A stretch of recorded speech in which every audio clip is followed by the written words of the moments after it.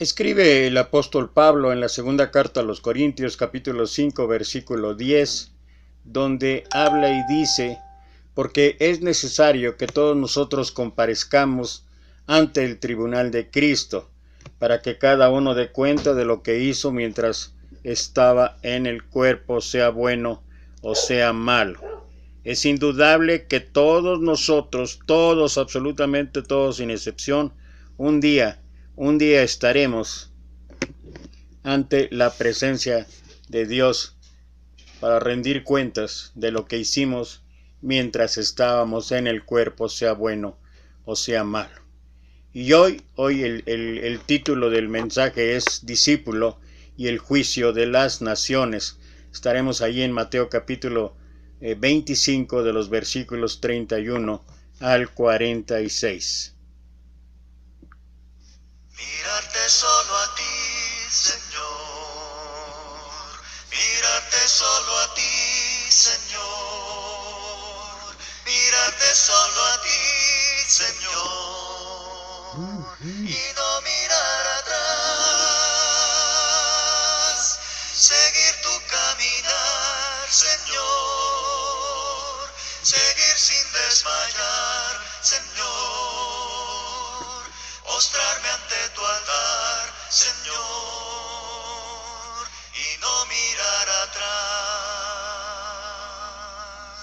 Seguirte solo a ti, Señor. Seguirte solo a ti, Señor. Seguirte solo a ti, Señor, y no mirar atrás. Seguir tu caminar, Señor. Seguir sin desmayar, Señor. Postrarme ante tu altar, Señor, y no mirar atrás. Servirte solo a ti, Señor. Servirte solo a ti, Señor. Servirte solo a ti, Señor, y no mirar atrás. Seguir tu caminar, Señor.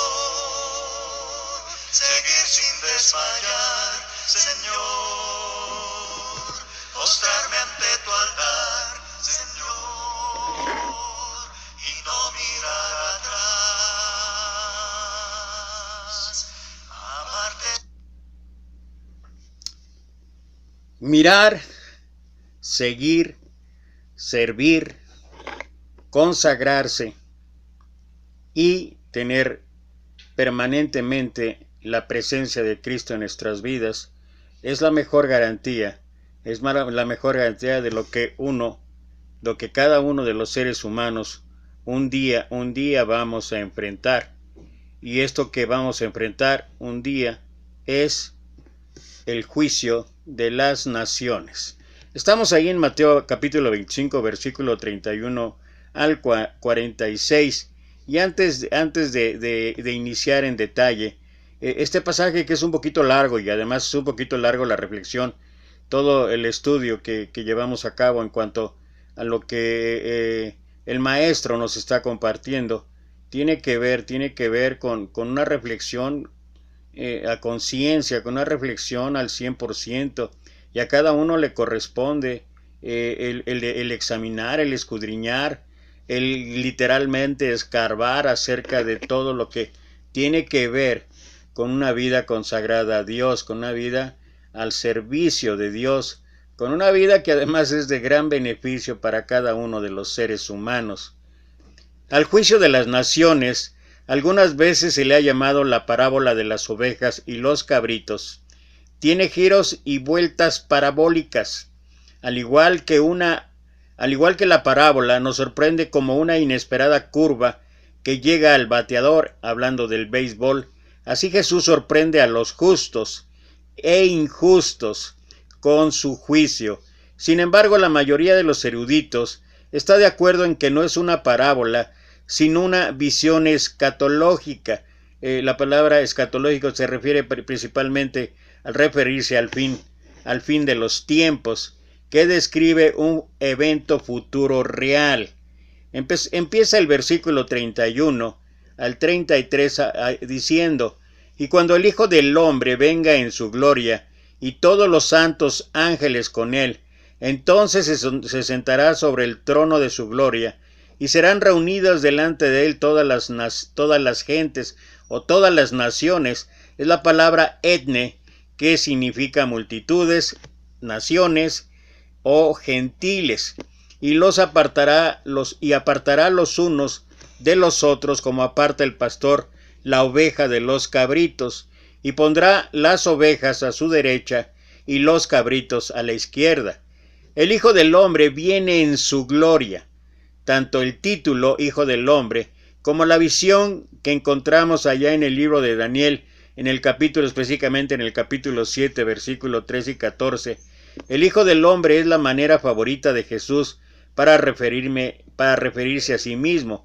Podemos encontrar referencias en torno a esto allá en los capítulos 8, 9, 10, 11, 12, 13, 16, 17, 22, en fin, un sinnúmero de pasajes y textos que hablan en donde él se refiere a sí mismo como el Hijo del Hombre. La frase tiene un tono humilde, pero no hay humildad en esta descripción del Hijo del Hombre. Él viene en poder y gloria. Eso es algo importante para todos y cada uno de nosotros. Y quiero añadir aquí lo que Pablo escribió allí, el apóstol Pablo, ahí en Romanos capítulo 14, donde habla y dice: vivo yo, dice el Señor, que ante mí se doblará toda rodilla de los que están en el cielo, en la tierra, etcétera, etcétera. Y ahí en Filipenses, por lo cual, hablando después del sacrificio excelso, versículos 5 y 6, luego 7 al 9, por lo cual Dios lo exaltó hasta lo sumo y le ha dado un nombre que es sobre todo nombre, para que en el nombre de Jesús se doble toda rodilla de los que están en el cielo, en la tierra y aún debajo de la tierra, y toda lengua confiese que Jesucristo es el Señor, para gloria de Dios Padre.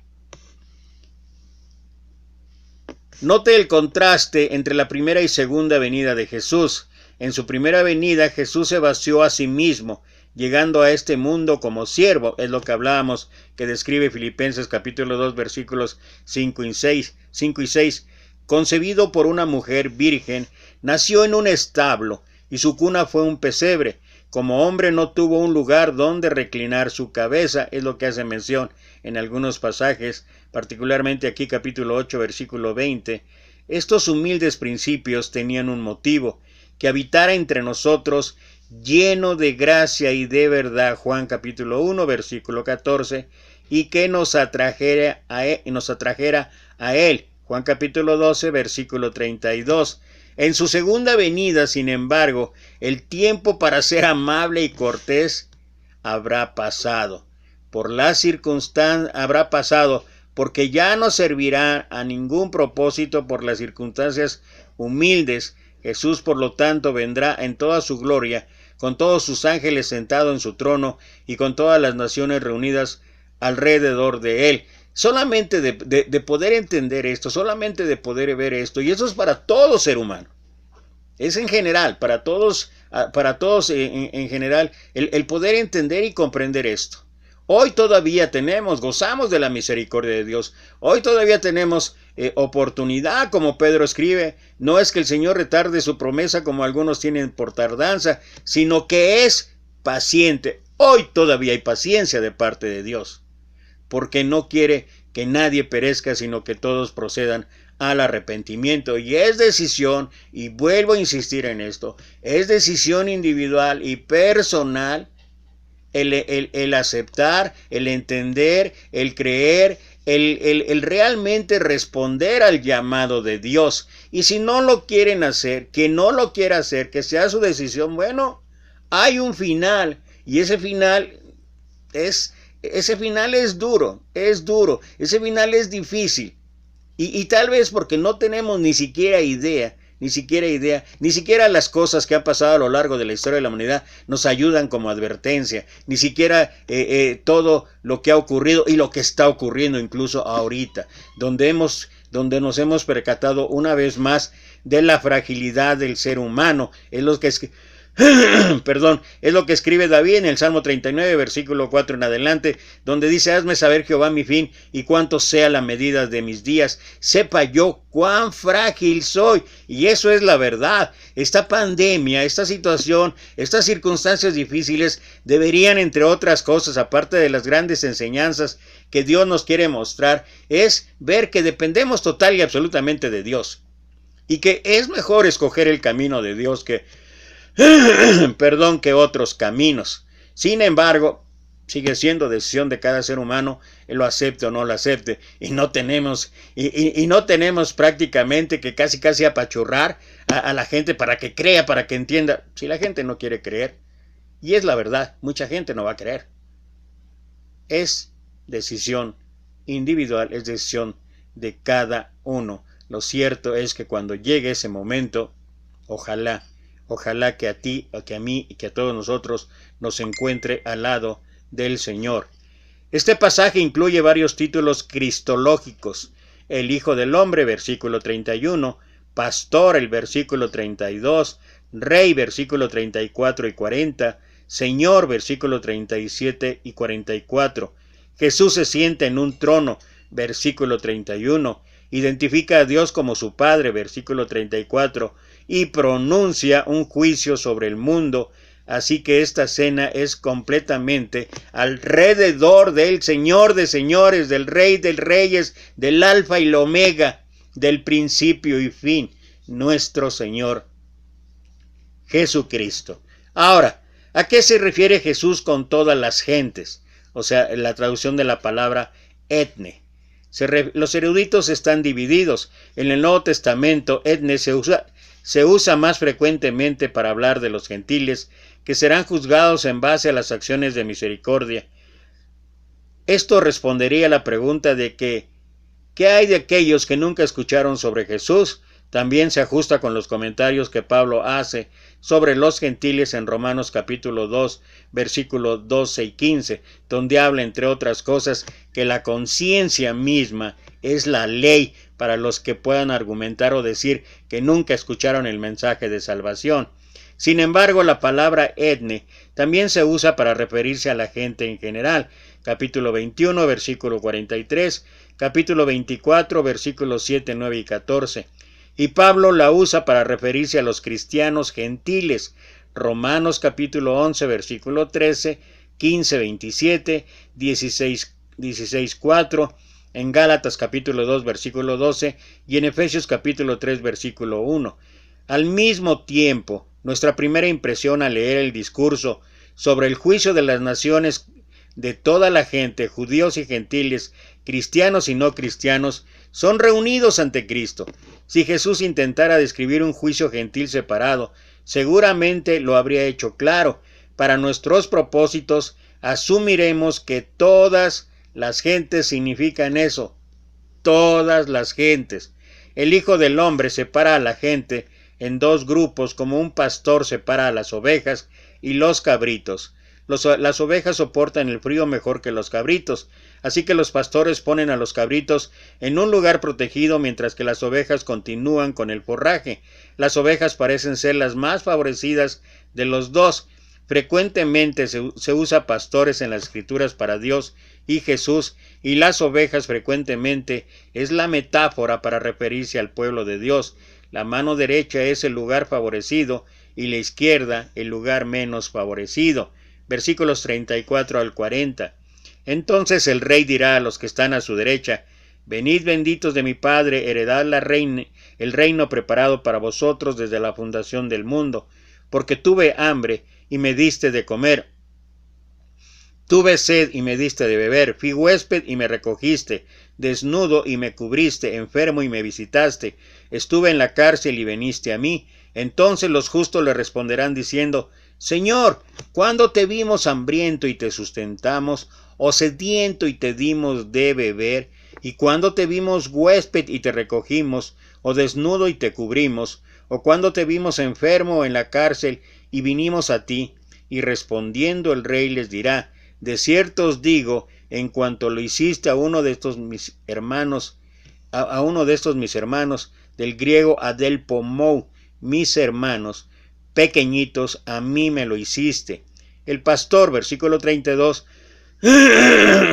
perdón, se ha convertido en rey, versículo 34. Al igual que el pastorcillo David, de quien Jesús es descendiente, se convirtió en rey.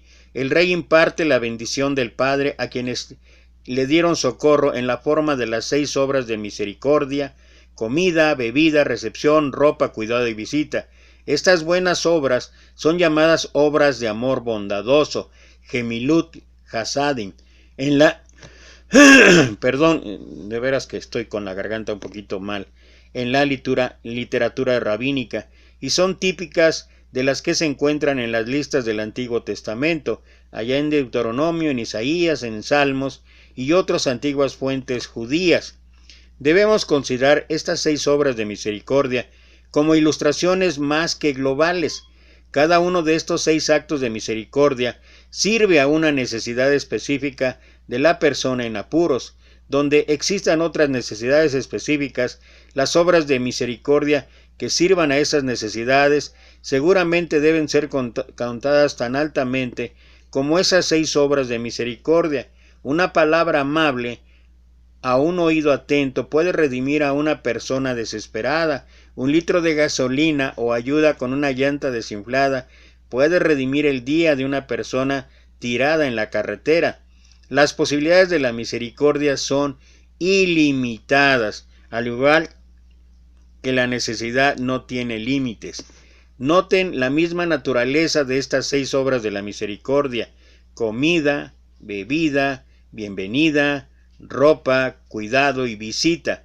Toda persona tiene el potencial de proveer este tipo de misericordia. Uno no necesita ser rico para comprar una hamburguesa y una soda para una persona hambrienta. Puede ser, en nuestro caso en México, una torta de jamón, una torta X, pero igual es del mismo modo la facilidad que pueda uno tener. O si no la puedes comprar, bueno, porque tal vez ahorita con toda esa situación no alcance, bueno, se pueden hacer y saben más sabrosas.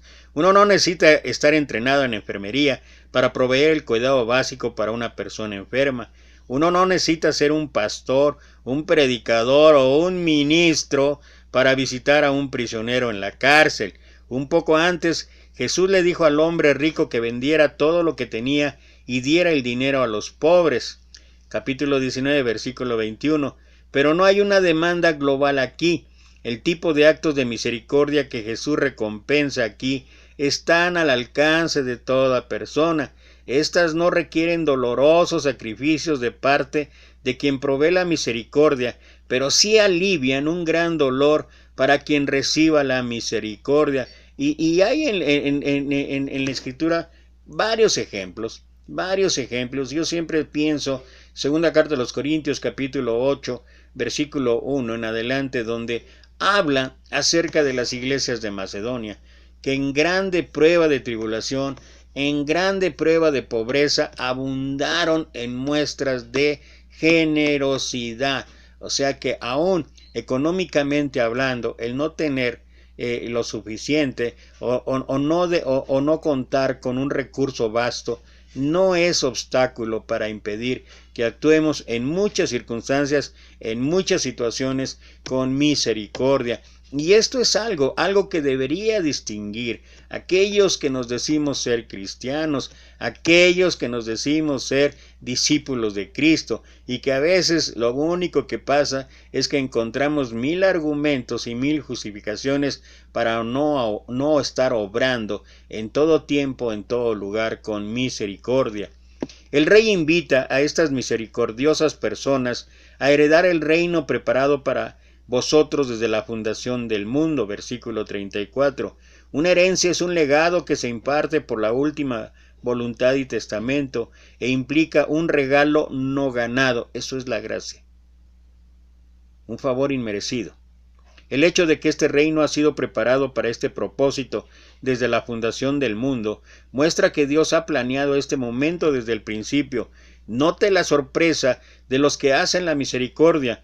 Cuando el rey les dice que han hecho estas obras de misericordia a él, no se pueden imaginar cuándo ocurrió eso.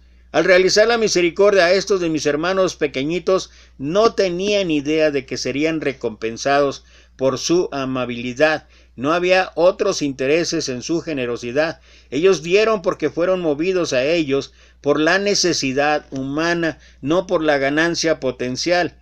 El rey les explica a estos asombrados misericordiosos que al igual que habían mostrado misericordia a estos mis hermanitos pequeñitos, que en el griego es Adolphon Mou, a mí me lo hiciste.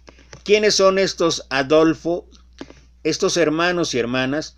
Los estudiosos nos ofrecen tres posibilidades. Y finalmente aquí vuelvo a aclarar. Esto es un estudio de investigación. Es una predicación de investigación. Estoy compartiendo información, estoy compartiendo la palabra de Dios. Pero igual, en muchos de los puntos, tal vez tú no puedas estar de acuerdo o no estés de acuerdo. Eso no significa que no puedas tú por tu lado escudriñar y tener al alcance todas las vías para poder buscar alternativas en cuanto a la interpretación. Estoy hablando de la interpretación, no estoy hablando de cuestionar la escritura, estoy hablando de la interpretación que en muchas ocasiones, por el lenguaje griego, por el lenguaje hebreo que se da a las cosas, pudiera en un momento dado determinar un cambio. Primero, hablando acerca de los hermanos y hermanas. Primero, puede ser toda persona en necesidad. Los cristianos frecuentemente interpretan el texto de esta manera y ofrendan generosamente para aliviar las necesidades humanas sin pedir a los receptores que aprueben un examen religioso. Quisiera saber dónde ocurre esto, que los cristianos ofrenden generosamente, porque a través de mis 30 años de ministerio, yo mismo, estoy empleando por mí mismo. La verdad es que para nada he visto esto. Y estoy consciente de lo que estoy diciendo. Y estoy hablando una verdad, no estoy inventando nada. Pero bueno, por eso decía yo, de manera a lo mejor hasta irónica, ¿dónde ofrendan generosamente? Porque eso sí, finalmente, como llevamos la sana doctrina y defendemos la sana enseñanza, hablamos de que el diezmo ni siquiera mencionarlo. Pero la ofrenda, ¿qué hay de la ofrenda? Como dice ahí, porque sacamos los versículos de contexto y dice ahí, Dios ama al dador alegre, cada uno dé como propuso en su corazón, y luego el corazón está todo, bueno, ya sabes lo que dice Jeremías capítulo 17 versículo 9 y todo eso, y luego cómo es la ofrenda, pero bueno, solamente para reflexionar. Lutero señalaba que los padres llevan a cabo un ministerio a los más pequeñitos con sus hijos cotidianamente y que no debemos olvidar incluso a nuestras familias al realizar actos de misericordia. Y aquí quiero hablar de lo que Pablo escribe ahí en Gálatas capítulo 6 versículo 9 y 10. No nos cansemos de hacer el bien porque su tiempo segaremos si no desmayamos. Así que según tengamos oportunidad, o sea, qué sabiduría de Dios, qué sabiduría de la Escritura. Así que según tengamos oportunidad, o sea, dentro de las posibilidades. Así que según tengamos oportunidad, hagamos bien a todos primero habla, y mayormente a los de la familia de la fe. Entonces, uno puede entender de verdad esto. Segundo, adelfos frecuentemente es usado en el Nuevo Testamento para referirse a los cristianos. Capítulo 18, versículo 15.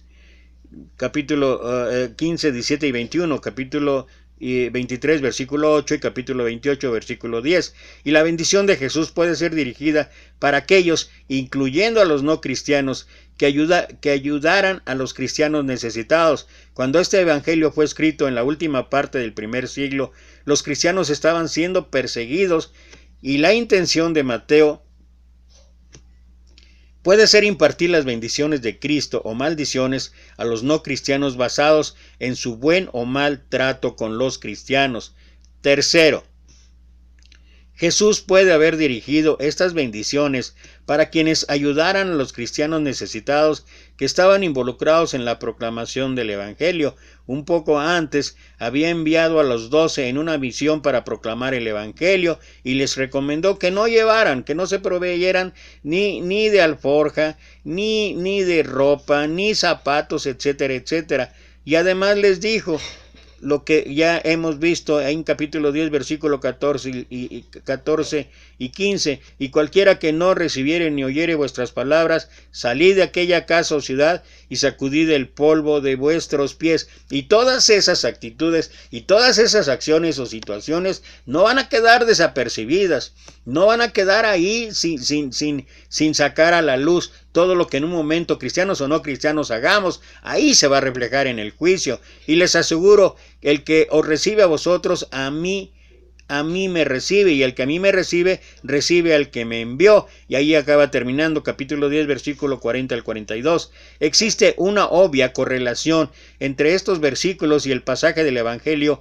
que estamos examinando. Este tercer grupo, entonces, está compuesto por cristianos que están involucrados en proclamar el Evangelio y que dependen de aquellos a quienes sirven. Recuerda la carta del apóstol Pablo a los Filipenses, donde hace mención de aquellas iglesias que se habían olvidado de él. Incluso la misma iglesia de Filipos dice: pero qué bueno que has recordado esa generosidad y otra vez volviste a atenderme, aunque hubo otras iglesias que me apoyaron. Y esto es para la gente, y va a sonar duro esto que voy a decir, pero lo hago con conocimiento de lo que he vivido.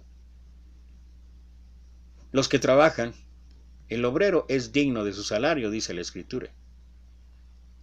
Pero los que trabajan, no los que cómodamente nada más reciben dinero, no los que cómodamente reciben una ayuda, generalmente de los Estados Unidos. Estoy hablando de México, no sé en otras partes como sea, pero en México. Y luego el trabajo que hacen, ¿cuál es? Si fueran en una empresa, yo trabajé muchos años en empresa secular, y muchos años, por la gracia de Dios, fui en un puesto directivo como gerente. Y para muchos que aparentemente trabajan, yo los hubiera ya corrido, pero bueno, no es mi decisión, solamente es una reflexión en cuanto a que en verdad, el obrero es digno de su salario, pero el obrero se refiere a alguien que trabaje, alguien que trabaje todos los días, no nada más martes y no nada más domingos y miércoles. Cada una de estas tres posibilidades tiene su mérito y no hay manera de descartar ninguna de ellas. Tal vez la imagen de círculos concéntricos nos ayude aquí. El círculo más externo incluye a los pobres y necesitados del mundo. El círculo inmediato, el de en medio, incluye a los cristianos necesitados en general y a los cristianos perseguidos en particular, y el círculo interior incluye a los cristianos que están directamente involucrados en proclamar el Evangelio y dependen del apoyo de quienes sirven.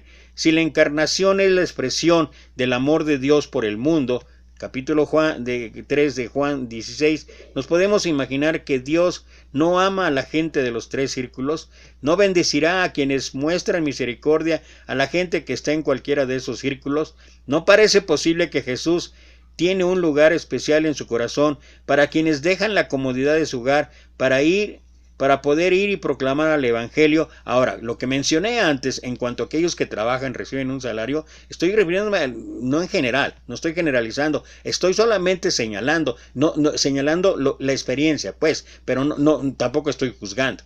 Porque hay gente, también conozco gente que de verdad, esa gente que trabaja y lo he visto en las sierras de Oaxaca, lo he visto en la sierra de Chiapas, lo he visto en algunos lugares recónditos de nuestra República Mexicana, y esa gente es lo que yo digo, esa gente sí es la que necesita, requiere un apoyo, y que ojalá que hubiera gente dispuesta. Lo que pasa es que muchas veces la gente que da, como dice mi admirado hermano en Cristo, Juan Antonio Monroy, del cual le tengo un profundo respeto y admiración por todo lo que ha sido su ministerio, escritor de más de 50 libros de la Iglesia de Cristo. Él es de España y de verdad, como él dice, dinero de Estados Unidos en realidad lo toman como algo secundario, y él explica por qué. No es palabras mías, son palabras de él. Él dice, lo que ellos les van a quitar de impuesto, prefieren mejor como apoyo. Lo que significa enseguida es que no hay una supervisión, porque todo ser humano necesitamos una supervisión para saber qué es lo que estás haciendo. Y lo que pasa es que mandan el dinero y ni siquiera hay una supervisión, vuelvo a insistir, en cuanto a lo que están haciendo y de qué manera se están utilizando esos recursos. Entonces, si es apropiado o no es apropiado, no lo sé. O sea, ahí se lo dejo a la conciencia de cada quien. Lo que sí puedo establecer aquí, como dije antes, que hay algunos, porque conozco conozco a varios o a muchos que realmente han vivido del Evangelio y realmente en sus obras, en su trabajo, no veo claro o no se ve claro. Y he conocido gente también que he visto su trabajo, que he visto su esfuerzo, he visto su consagración y ¿quién se acuerda de ellos? Es para reflexionar, y vuelvo a insistir, es para reflexionar por lo que estamos aquí tocando. Esto no va a quedar fuera de lo del juicio que vamos a enfrentar un día. Nos podemos imaginar que también tiene una bendición especial para quienes ayudan a quienes son perseguidos. No existe la posibilidad de que una mayor bendición cuando mostramos misericordia a quienes se acercan más y más al centro de estos círculos. Al llevar un poco más allá esta imagen de los círculos concéntricos o lo que tiene que ver con lo que estamos hablando, Jesús en varios momentos de su vida tuvo necesidad de todas estas 6 obras de misericordia. Tal vez podamos colocarlo en el centro de nuestro círculo, no como un cuarto círculo, sino como el eje alrededor del cual se dibujan todos los demás círculos. Hay que recordar que quienes eran los que apoyaban a Jesús en su ministerio de manera material o económica eran mujeres.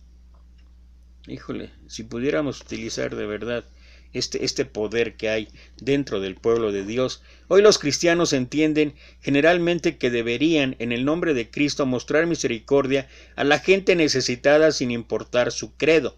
Hemos fallado, sin embargo, para enfatizar la suficiente preocupación para los adelpoi. Acuérdate que estamos hablando de lo que dice ahí, a toda la gente, todas las naciones y todo lo que la palabra adelpoi significa, cristianos en general y para los adelpoi que están proclamando el evangelio en particular. Esta es una seria deficiencia, especialmente a la luz de las persecuciones que los cristianos están sufriendo alrededor del mundo. En muchos lugares los cristianos han estado sufriendo cárceles, tortura y martirio por décadas, pero nosotros solo recientemente hemos comenzado a escuchar sus historias.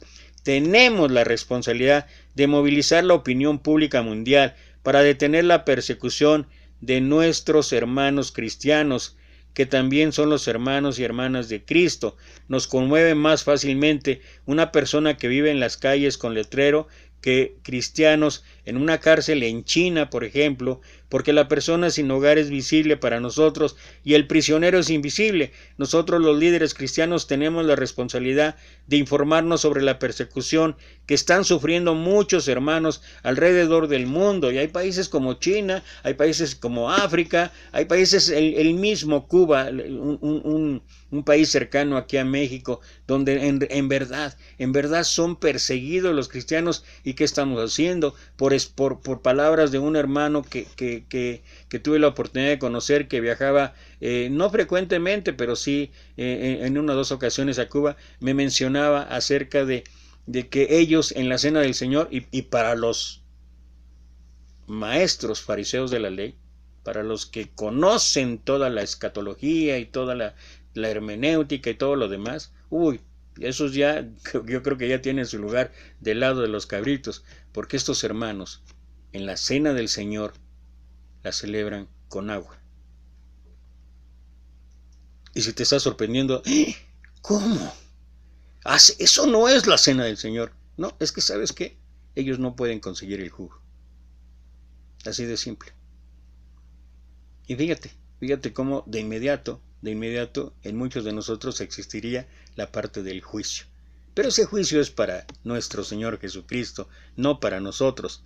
Aquellos que creemos que el Nuevo Testamento enseña la salvación por la gracia de Dios a través de la fe en Cristo Jesús, nos preocupamos por el hecho de que Jesús no dice nada sobre la fe en este pasaje.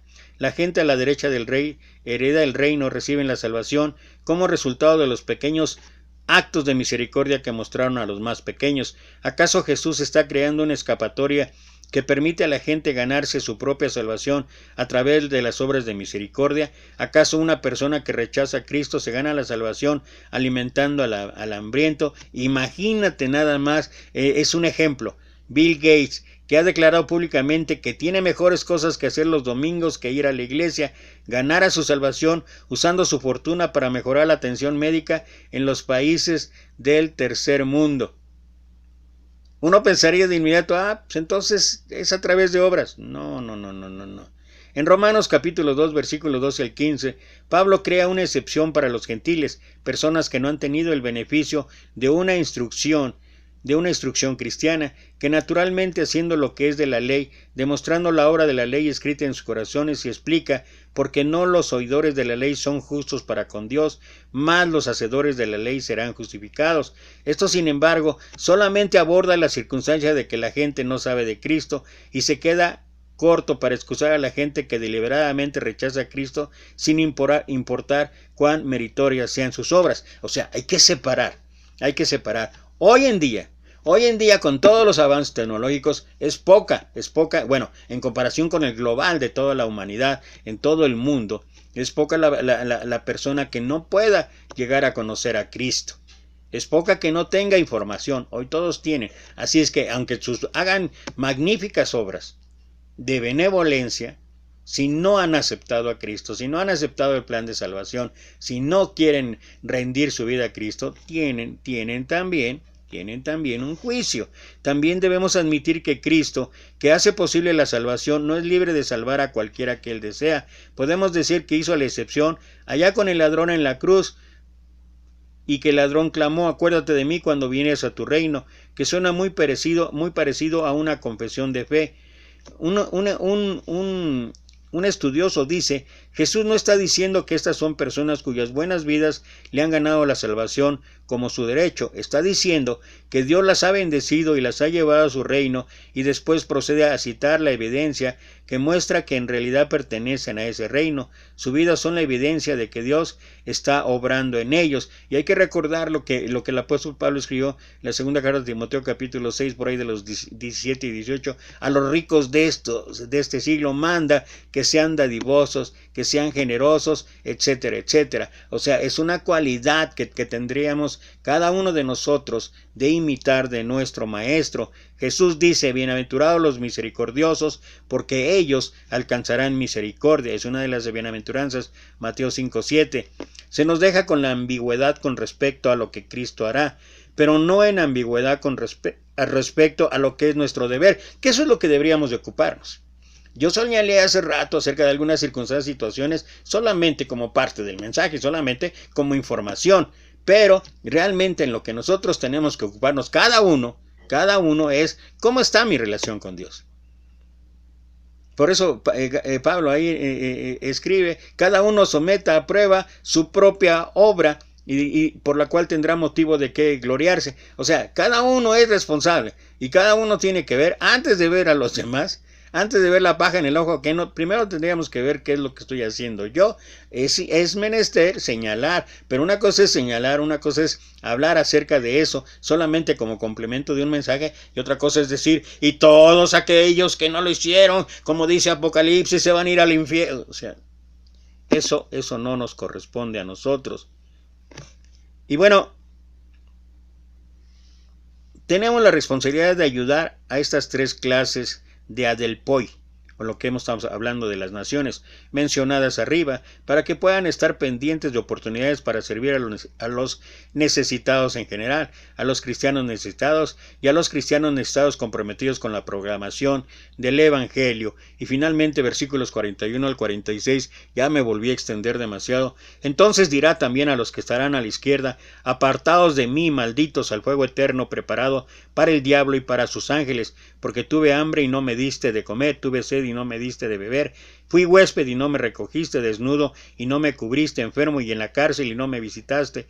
Entonces también ellos le responderán diciendo, Señor, ¿cuándo te vimos hambriento, sediento, o de huésped, o desnudo, o enfermo, o en la cárcel y no te servimos? Entonces le responderá diciendo, de cierto os digo que en cuanto no lo hiciste a uno de estos pequeñitos, ni a mí no me lo hiciste, y irán ellos al tormento eterno, y los justos a la vida eterna. Al igual que el Rey bendice a quienes están a su derecha por realizar esos actos de misericordia, también maldice a quienes están a su izquierda por fallar en hacer esos actos de misericordia.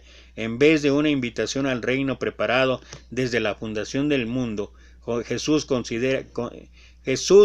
consigna a estas personas al fuego eterno. Dios diseñó el reino para la gente, pero preparó el fuego para el diablo y sus ángeles. No todos los ángeles son buenos. Romanos 8:38, Colosenses 2:18, 2 de Pedro 2:4, Judas 6, Apocalipsis 12:7-9. Estos son ángeles que se han aliado con el demonio. Jesús da una clara respuesta a la pregunta, ¿soy yo guarda de mi hermano? Génesis capítulo 4 versículo 9, ¿te acuerdas la historia de Abel y Caín? Y la retumbante respuesta es sí. La persona cristiana y no cristiana que ayuda a quienes están en necesidad, cristianos y no cristianos, hereda el reino. Pero la persona cristiana o no cristiana es consignada a un fiero castigo. Es como si hubiera una pregunta en el examen final y la pregunta es, ¿obedeciste al gran mandamiento? ¿Amaste a Dios y a tu prójimo? Toda la eternidad depende de tu respuesta, depende de tu actitud, depende de tus acciones, depende de mis acciones y depende de lo que estemos haciendo hoy mismo. Somos tentados a predicar la primera parte de ese texto, venid, heredar el reino, y a dejar la segunda parte, no. Aquí no estoy de acuerdo con esta. Ayer que usted decía, y solamente lo estoy leyendo porque no estoy de acuerdo, y dejar la segunda parte, apartados de mí al fuego eterno, sin siquiera tocarla. No, hay muchos predicadores que les encanta, no la primera, la segunda parte. O habemos muchos predicadores.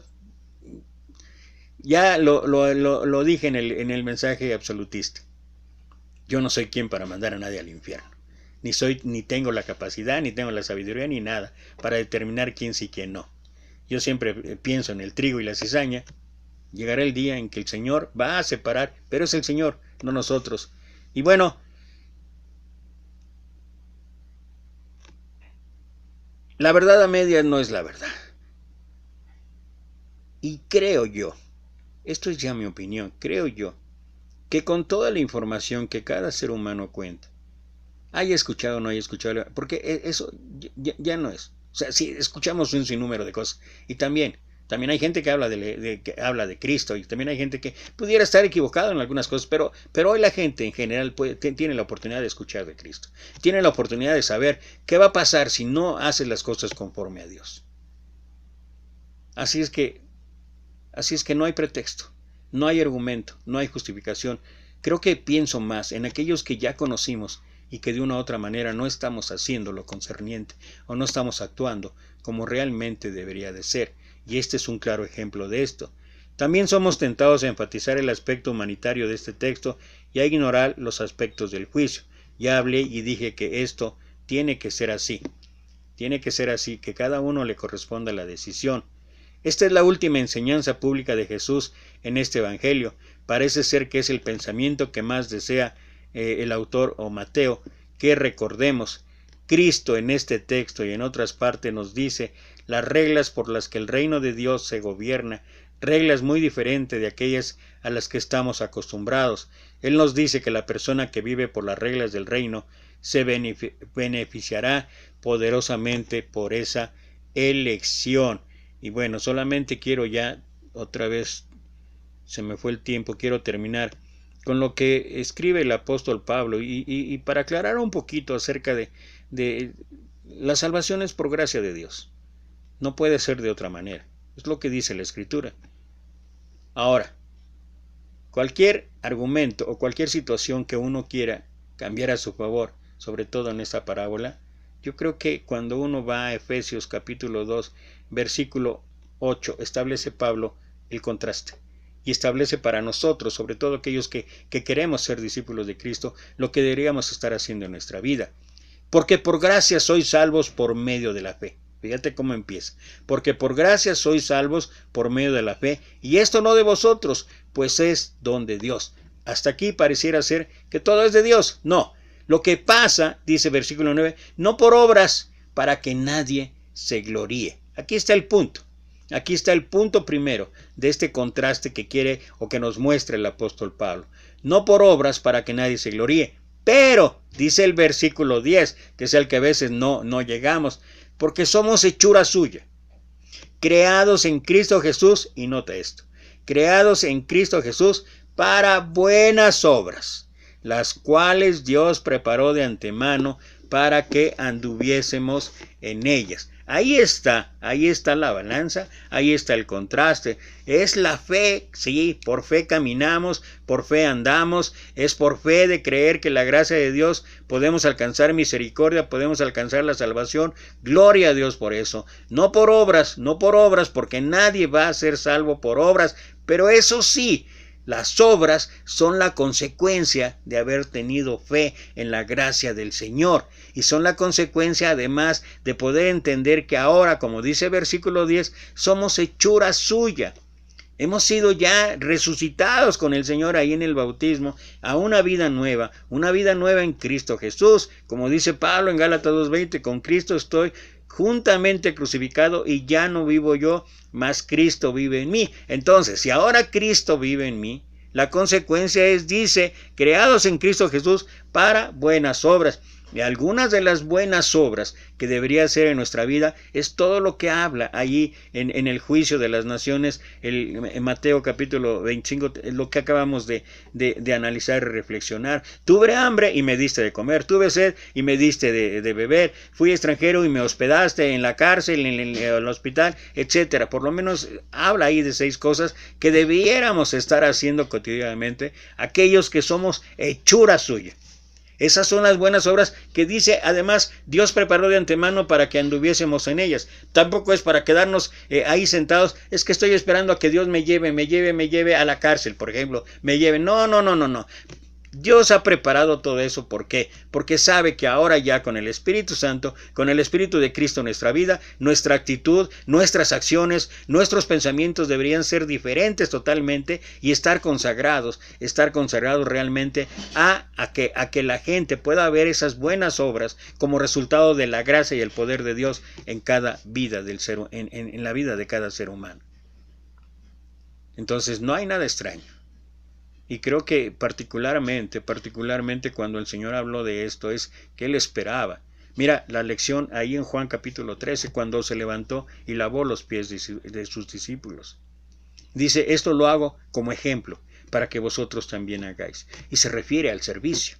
Entre otras cosas se refiere al servicio, y se refiere a la generosidad, y se refiere a la misericordia, y se refiere al amor, y se refiere al perdón. Todas esas atributos o cualidades de Dios, de nuestro Señor Jesucristo, reflejadas en nuestra vida, dan como resultado esas buenas obras. Y ojalá que cada uno de nosotros estuviera haciendo de eso, porque sabes que si no, ahí dice, yo no lo digo, ahí lo dice, el resultado de no estar actuando conforme a la voluntad de Dios es el fuego eterno. Así es que es la decisión personal, individual. Y ojalá que cada uno de nosotros tenga todo el deseo de hacer las cosas a la manera de Dios. Gracias, tuve que grabar antes, como mencioné ayer, estoy yendo a consultas incluso el lunes. Gracias a Dios, parece ser que ya en el Seguro Social me van a atender de mis ojos. Espero que tus oraciones, para aquellos que me estén escuchando, de verdad, para que Dios siga obrando y siga poniendo los recursos, los medios, los instrumentos, y que pueda yo el lunes, ya no puedo decir 2:30 nos vemos, no sé. Lo que sí sé es que el domingo sí, de 10:15 de la mañana, si Dios lo permite, estaremos conectados también, sin la gracia de Dios, con nuestros hermanos queridos de allá de Altamira, en Tamaulipas, y tendremos el mensaje.